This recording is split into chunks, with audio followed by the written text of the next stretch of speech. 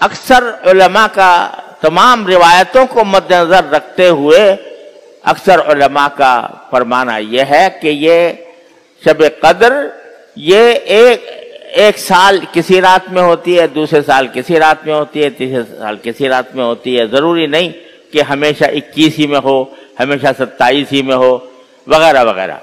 لہذا نتیجہ کیا نکلا کہ بھئی 1000 مہینے سے زیادہ کا ثواب حاصل کرنا ہے تو 5 راتیں جاگ لو. ایک رات نہیں، 5 راتیں.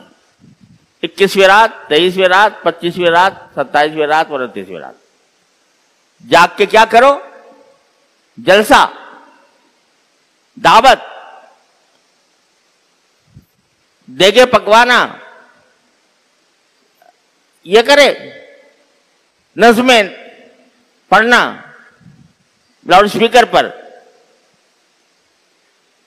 یہ کریں تقریریں، بعض یہ کریں. اس 1000 مہینے سے زیادہ افضل رات میں کیا ہم یہ کام کریں کہ دیگیں پکائیں، لوگوں کی دعوتیں کریں، شامیانے لگائیں، چراغاں کریں اور لوگوں کو کھانا کھلائیں. اسی انتظامات میں رات پوری گزر جائے. اس کا کہیں کوئی ذکر فکر نہ قرآن میں، نہ حدیث میں، نہ صحابہ کرام کے عمل میں، نہ نبی کریم صلی اللہ علیہ وسلم کے عمل. یہ رات تو اس لیے ہے کہ تم بیٹھو اور تم ہو اور تمہارا اللہ ہو، اس کے ساتھ لو لگاؤ. کوئی تقریب نہیں، کوئی جلسہ نہیں، کوئی دعوت نہیں. اکیلے بیٹھے ہو اور اپنے اللہ سے لو لگائے ہوئے ہو. جتنی نفلیں پڑھ سکو 8 پڑھ لو، 10 پڑھ لو، 12 پڑھ لو.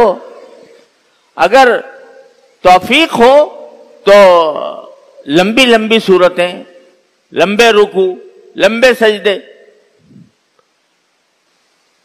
سجدہ بڑی عجیب غریب چیز ہے. سجدہ ایسی چیز ہے کہ انسان اپنے اللہ سے کسی وقت اتنا زیادہ قریب نہیں ہوتا جتنا سجدے میں ہوتا ہے. یہ رسول کریم صلی اللہ علیہ وسلم فرماتے ہیں اللہ تعالیٰ کا قرب حاصل کرنے کا بہترین وقت سجدہ ہے. اور سجدے کے اندر جو دعائیں کی جاتی ہیں وہ اللہ تعالیٰ کے پاس براہ راست پہنچتے ہیں. حضرت بدوس صاحب رحمۃ اللہ فرماتے ہیں اگر سجدے میں سر رکھ دوں، زمین کو آسماں کر دوں، تو سجدے میں اللہ تعالیٰ کا قرب حاصل ہوتا ہے. اس کی کثرت کرو گے. ارے اگر کچھ پڑھنا نہیں آ رہا، کوئی دعا بھی نہیں آ رہی، سبحان ربی الاعلیٰ ہی چلو پڑھتے رہو، وہ بھی نہ پڑھو. بس یہ سمجھو کہ میں بارگاہ الہی میں سجدہ کر رہا ہوں، پیشانی ٹیک رہا ہوں.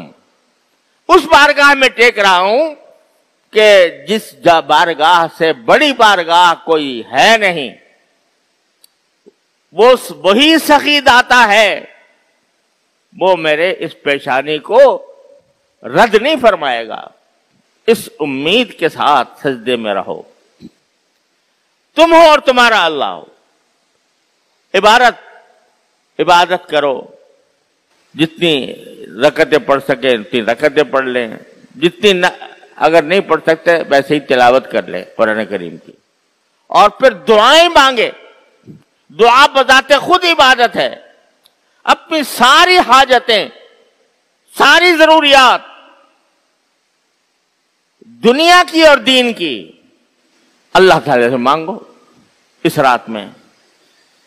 یا اللہ میرے رزق میں فراخی عطا فرما دیجئے. یا اللہ مجھے ملازمت میں بے روزگار ہوں، روزگار عطا فرما دیجئے. یا اللہ میرے رزق میں وسعت عطا فرما دیجئے. یا اللہ مجھے صحت عطا فرما دیجئے. میرے گھر والوں کو صحت عطا فرما دیجئے. جتنی حاجتیں